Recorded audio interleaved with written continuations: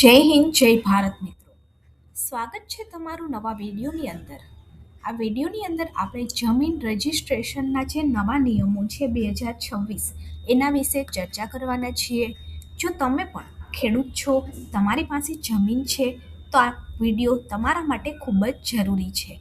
કારણ કે જમીન રજિસ્ટ્રેશનના નવા નિયમો બહાર પડ્યા છે અને જો તમે આ નિયમોનું ધ્યાન નહીં રાખો તો તમે જમીન લે વેચ કરશો એની અંદર ભારે મુશ્કેલીઓનો સામનો તમારે કરવો પડી શકે છે. એટલે વિડીયોને અંત સુધી જોજો. અને એ પહેલાં જો ચેનલની અંદર નવા છો તો ચેનલને સબસ્ક્રાઈબ જરૂરથી કરી દેજો. હવે મિત્રો વાત કરીએ તો જમીન લે વેચમાં થતી છેતરપિંડીથી હવે તમને છુટકારો મળશે. કારણ કે ભારત સરકાર દ્વારા વર્ષ 2026થી જમીન અને મિલકતના રજિસ્ટ્રેશન માટે કડક અને ડિજિટલ નિયમો લાગુ કરવામાં આવ્યા છે. જો તમે પણ પ્લોટ કે મકાન ખરીદવાનું વિચારી રહ્યા છો તો આ નવા ફેરફારો તમારા માટે જાણવા ખૂબ જ જરૂરી છે. નહીં તો તમારા જે પૈસા છે એ ડૂબી શકે છે.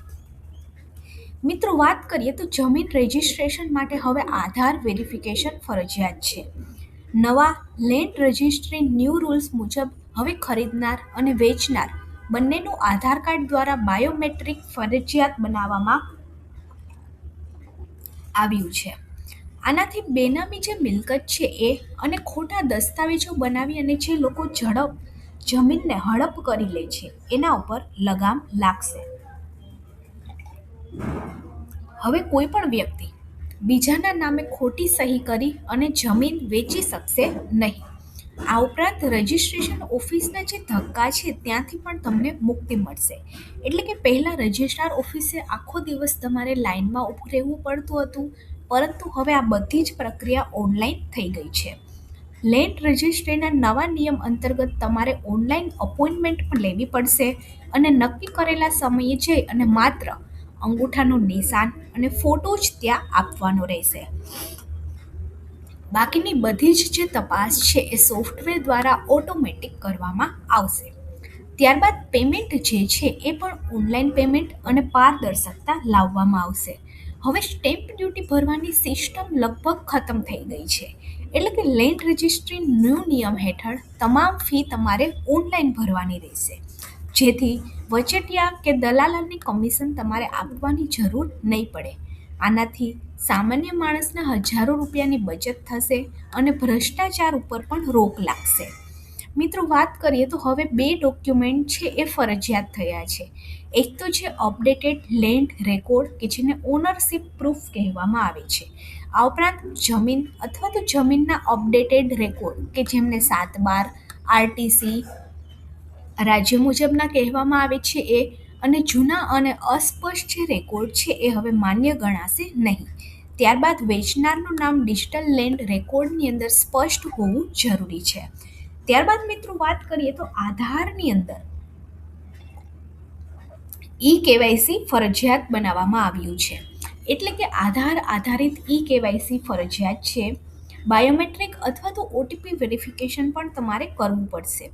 ખોટી ઓળખ અથવા તો બેનિમી ડીલ અટકાવવા માટે આ મહત્વપૂર્ણ છે.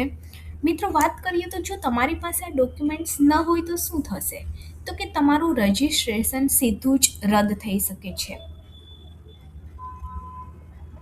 ત્યારબાદ ફી ચૂકવ્યા પછી પણ તમારી જે પ્રક્રિયા છે એ અટકી શકે છે. ફરીથી તમારે અરજી કરવી પડશે, જેનાથી સમય અને પૈસા બંને તમારા બગડશે. મિત્રો વાત કરીએ તો ઘણા બધા લોકો ઘણી બધી ભૂલ પણ કરતા હોય છે. તો જમીન કે મકાન લેતા પહેલાં તમારે બિલકુલ પણ આ ભૂલ નથી કરવાની. ફક્ત તમારે એગ્રીમેન્ટ ઉપર ભરોસો નથી રાખવાનો. ડિજિટલ રેકોર્ડ તમારે જાતે જ ચેક કરવાનો છે.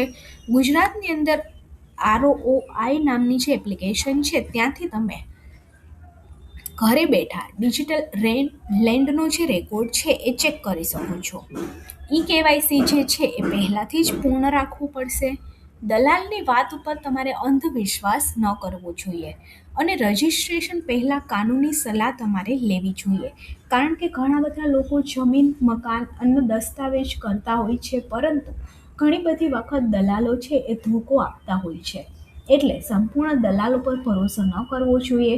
ઓનલાઈન સરકારે જેટલા પણ પ્લેટફોર્મ જાહેર કર્યા છે એની ROI હોય, ત્યારબાદ ગુજરાત મિલકત નામનું જે પોર્ટલ છે ત્યાંથી પણ તમે પ્રોપર્ટી કાર્ડની વિગત જોઈ શકો છો.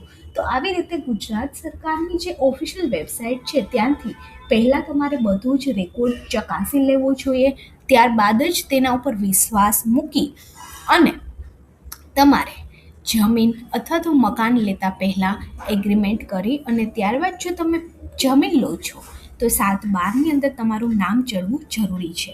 ફક્ત દસ્તાવેજ છે એ આનો પુરાવો નથી. તો આ હતો આજનો વિડીયો. અને નવા નિયમનો જે લાભ છે એ સાચા ખરીદનારને મળશે. ફ્રોડ અને ડુપ્લિકેટ આનાથી ઓછું થશે, પારદર્શકતા લાવશે અને લાંબા ગાળે વિવાદો જે થાય છે એની અંદર ઘટાડો થશે. તો મિત્રો, આજનો વિડીયો સારો લાગ્યો તો વિડીયોને લાઈક કરી દેજો અને આપણી ચેનલ ગવર્મેન્ટ સાથીને સબસ્ક્રાઈબ જરૂરથી કરી દેજો.